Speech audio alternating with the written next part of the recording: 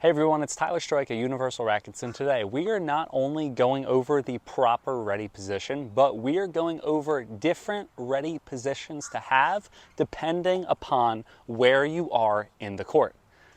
Depending on if you're on offense, if you're on defense, or if you're in neutral, you want a different starting point. So let's start off with the kitchen, the easiest one, the ready position at the kitchen. Well, number one, you want to make sure that you want your feet hips width distance apart, okay? A lot of players, they're either too narrow, and look, when I'm too narrow, I'm going to be moving way too much in pickleball, right? If my feet are super narrow, think, if you came and pushed me, I'd fall right over, okay? That's number one. You don't want your feet too narrow. Hips width distance. If you came and pushed me now, right, and my weight's in my heels, and you came and tried to push me over, I wouldn't move, right? I have a foundation.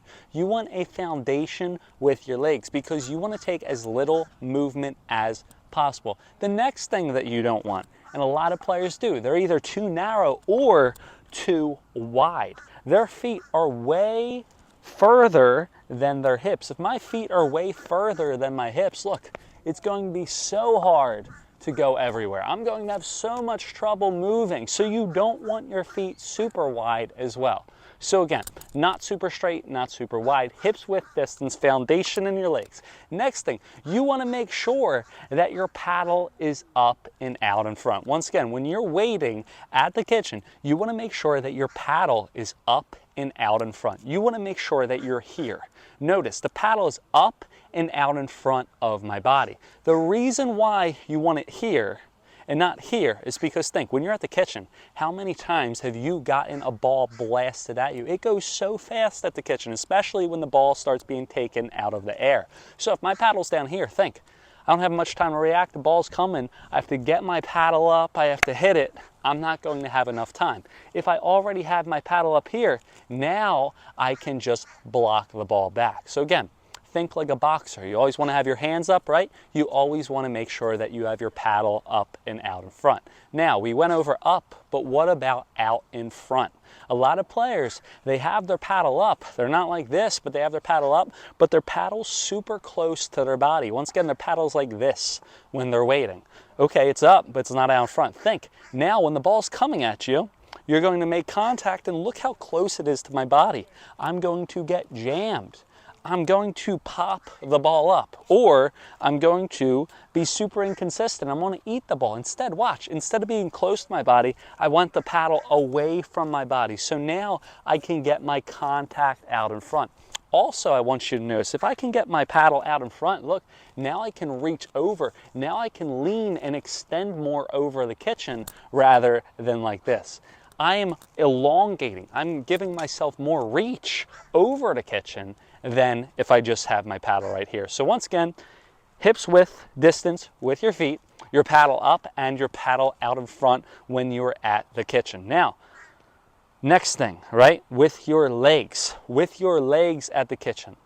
You want to be hips width distance, but then also you want to sit back. Again, I want to be hips width distance, but I want to think that I'm sitting back on a chair, like I'm doing a squat, right? I'm sitting back. I want you to watch this, okay? Here's a little hack. You want to hit more offensive balls with doing one tip, and this tip is for you. Watch, hips width distance, but I'm standing straight up. Look how far I can get my paddle out, okay? Look how far I can get my paddle out. You see that? Now watch, I'm going to get my weight in my heels, I'm going to sit it back. Look how far I can get my paddle out. So if you can get into your legs and lower your center of gravity, not only will you not move as much, but you will be able to have further reach out in front to the kitchen. And the more balls that you can take out of the air, the more offensive you can be. So that's a hack. Because a lot of players, they take the ball in the short hop, they let the ball bounce, and then they pop it up. Instead, get down, sit back, and reach over and hit that volley. Now, we went over the ready position here, but the next thing I want you to focus on is the further back I get, the lower my ready position gets. I'm going to say that one more time. The further back I go in pickleball, the lower my ready position gets. The more I move back, the lower my paddle gets. Why is that? Why is it when someone has a ball in the air and they're going to smash it to you that you see all pickleball players move back like this? Why don't you see pickleball players moving back like this? When you're in this thing called the transition zone, you want to be like this. The reason why is because think, if your opponent is going to hit the ball in and you were like this, where's the only place that they can hit it? If they are hitting the ball in and they're going like this, where's the only place that they can hit it? If it's in, they can hit it down. Think, if someone's hitting the ball at me super high, then I'm back at this point. Or if I'm back and I'm coming up, I'm going to be taking balls like this in this position. Why? Because if the ball's higher, if the ball's up here near the money maker, where's the ball going to go, guys? The ball's going to go long. Now, realize the ball's going to go long if the ball is at a moderate or high speed. One of you guys are going to try this tip and go be, Tyler, you told me to let the ball go long and I let it go long because it was at my face. Well, yes, you let the ball go long and it still went in because it was coming so slow. If the ball's high and it's going slow, it's going to dive in for gravity. But any ball that's has a little bit of pace, moderate or fast, if a ball's coming at me and I'm in this position and it's moderate and fast, where's it going? It is going long every single time it's out. Now that's easier said than done. I will still hit balls that are drilled at my face up here and I will still hit them. Why? Because it's so enticing. You have a high ball, you want to smash it, right? So think, that's why you want a low ready position or a lower ready position back here. Because again, if someone's going to hit the ball in, you're going to be taking it like this because anywhere higher, it's going to go long. Now the further back, what do I want to do? I want to make sure that my ready position is lower. The reason why is because when you are further back, what are you going to do? You're going to be hitting forehands and backhands. You're going to be letting the ball bounce and you're going to be taking it as a forehand or as a backhand. So you always want your paddle down when you're back at the baseline, when you're returning in pickleball, when you're waiting back there, because either you're going to take a drop, or you're going to take a forehand or a backhand or a one-handed backhand. So everyone, I want to have a quick moment of silence for the second half of this YouTube video. My phone overheated. I was so excited to record an amazing second half of this video. Thought I was rolling through it and I check and my phone is overheated. I need to see if they have any type of like aeration system for the phone to keep it cool in this heat. Please let me know in the comments if you guys know, but getting back to it, okay? What did we say? You want your paddle down back here because what? You're going to be either hitting a forehand, a backhand, or a drop, right? Now, when you're returning, you want the same thing. The reason why you want to be like this is because, again, if I have a forehand, I'm going to turn this way. If I have a backhand, I'm going to turn this way. It's going to get myself in the halfway point or at the midpoint of either a forehand or a backhand. You never want to be waiting like this. Why? Because someone can hit the ball over here. Now, I want to give you guys another tip for the return. I want you guys to leave with some things that you can instantly use in your next match that will instantly help your game.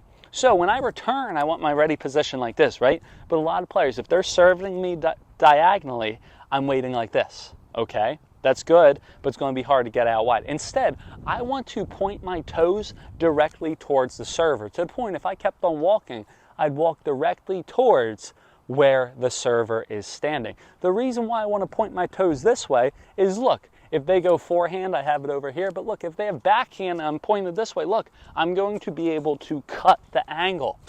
By pointing your toes this way, it's going to align your body towards your opponent. You're going to be able to cut the angle and get more forward momentum into your returns. So again, just to review, when you are up at the kitchen, you want to make sure that you are at your ready position. Feet are hips width apart, right? You want to make sure that your weight's in your heels. You want to make sure that your paddle's up and out in front, not here, out here, so you can get more offensive balls. And then the further back you are, the lower you want to lower your paddle, the lower your ready position is, because think, if someone hits a ball at me around this position at a moderate or fast speed, the ball is going to go long at my face. That's why I'm going to have my paddle low. And back here, I definitely want it to be low because I'm going to be hitting a forehand or a backhand ground stroke. Also on the serve, again, just left you guys with another tip. Instead of facing directly towards straight ahead, you're going to face towards your opponent, and you're going to be able to get to more balls and cut more angles. Now, in this video, I used the Selkirk Vanguard Invicta Power Air. Guys, I've played with tons of paddles. I'm a former tennis player, well, I make tennis videos as well. And this paddle feels like I'm holding a tennis racket. Other paddles, I'd swing, the ball would go super long. This paddle, it's weighted like a tennis racket. You get that spin like a tennis racket. I would highly recommend checking it out. I also am wearing this awesome Selkirk hat. If you use the link in my description, you will get a gift card with your purchase. So you could get a paddle just like me and get this hat as well. Anything on Selkirk, gift card with purchase. Also, make sure to follow me on Instagram, Pickleball with Tyler. Make sure to follow the Pickle Yogi's Instagram. Put her link in the description as well. Also, at Universal Rackets, we run weekly Zoom sessions when Monday and Wednesday, subject to change. They're live Zoom trainings for free. Make sure to click the link in the bio to join the meetup. I hope you guys have a better ready position. Hope your phones stay not heated when you're recording and you lose half your video. That was pretty upsetting, but we recorded the half again. Hopefully I included everything. Have a good one, guys. Happy hitting, and remember, ready position lowers as you get further back.